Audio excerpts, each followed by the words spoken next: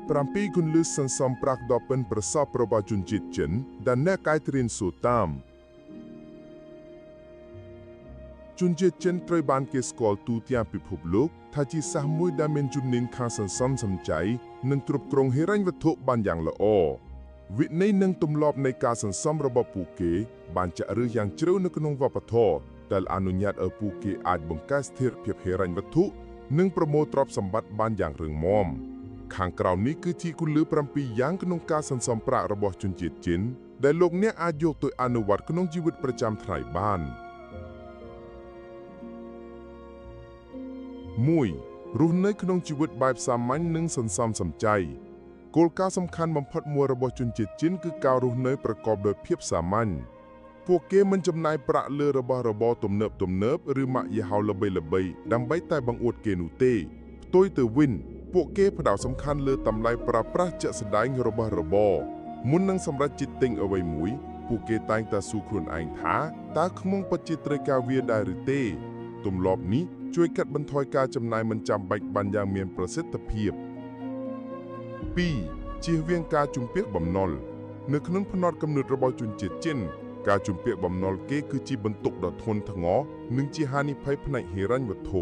ពួកគេត្រូវបានអប់រំតាំងពីតូចឲ្យចំណាយតែប្រាក់ដែលខ្លួនមាននិងបានសន្សំទុកជំនួសឲ្យទៅប្រើប្រាស់កាតអីនន់ទៀនឬខ្ចីប្រាក់ដើម្បីទិញរបស់ដែលមិនចាំបាច់ពួកគេសុខចិត្តសន្សំប្រាក់បន្តិចម្ដ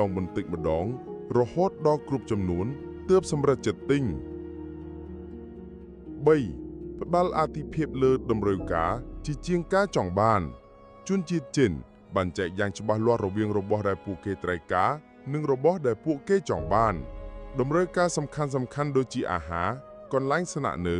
ការអប់រំនិងសុខភាពតែងតែត្រូវបានផ្ដល់អាទិភាពខ្ពស់បំផុតចម្លែកការចង់បានដូចជាការកំសាន្តថ្លៃឬឧបករណ៍អេឡិចត្រូនិកទំនើប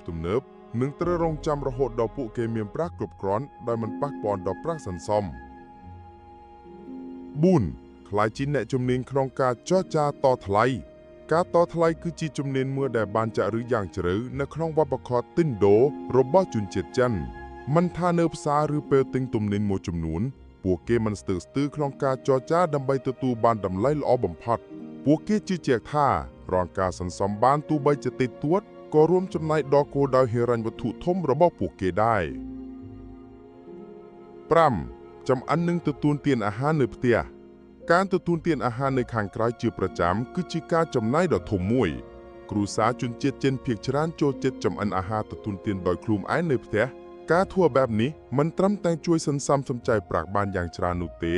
ថែមទាំងធានាបាននូវអនាម័យនិងអាហារូបត្ថម្ភល្អចំពោះសុខភាពគ្រួសារទៀតប្រសិនបើមានអាហារសល់ពួកគេនឹងទុកសម្រាប់អាហារពេលបន្ទាប់ជាជាងបោះចោលនោះ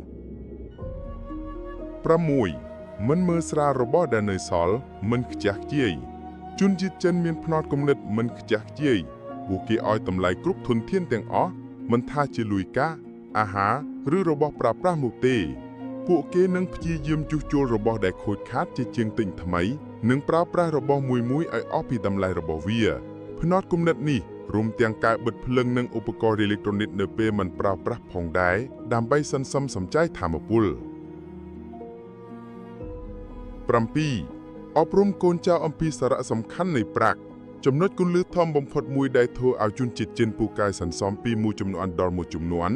គឺការបង្រៀននិងបណ្ដុះទម្លាប់គ្រប់គ្រងហិរញ្ញវត្ថុដល់កូនតាំងពីពួកគេនៅក្មេងៗឪពុកម្ដាយជនជាតិចិននឹងបង្រៀនកូនឲ្យយល់ពីតម្លៃនៃប្រាក់ការខិតខំធ្វើការដើម្បីរកប្រាក់និងសារៈសំខាន់នៃការសន្សំសម្រាប់អនាគតពួកគេតែងតែឲ្យកូនមានកូនជ្រូកសន្សំលុយផ្ទាល់ខ្លួនដើម្បីឲ្យពួកគេរៀនសន្សំនិងកំណត់គោលដៅហិរញ្ញវត្ថុដោយខ្លួនឯងតាមរយៈការយកគន្លឹះទាំង7នេះមកអនុវត្តលោកអ្នកក៏អាចចាប់ផ្ដើមបង្កើតទម្លាប់សន្សំសំចៃដ៏ល្អមួយដើម្បីបង្កើតស្ថិរភាពហិរញ្ញវត្ថុសម្រាប់អនាគតរបស់ខ្លួនឯងនិងគ្រួសារបានដូចគ្នា